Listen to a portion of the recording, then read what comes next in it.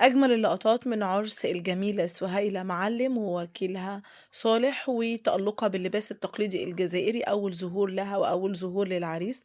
أهلا وسهلا بحضراتكم. قبل أي تفاصيل لايك للفيديو، اشتركوا وفعل الجرس من كلمة الكل عشان خاطر يوصل لكم الجديد والترند. وقبل ده كله هنصلي على رسولنا الكريم عليه أفضل الصلاة والسلام. بنتكلم عن حفل زفاف عرس النجمة الشابة سهيلة، وطبعا هي بتغني، كل الناس بتتكلم عن العرس بتاعها والفرح بتاعها كان جميل جدا جدا جدا.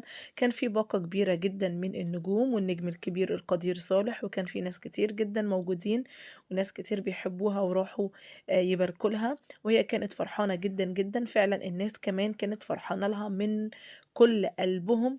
وكمان العريس ظهر كذا مرة، بس ظهر من ظهره. هو من أصول جزائرية لبنانية، وهو أصله جزائري لبناني ومقيم في فرنسا.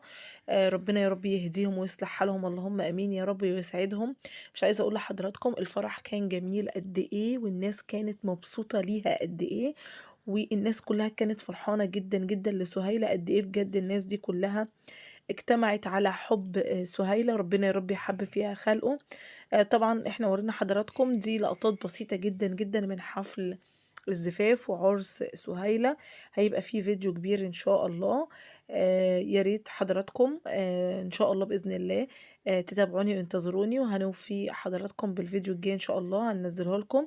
وهيبقى فيه لقطات برضو تانية من حفل الزفاف. ومع السلامة.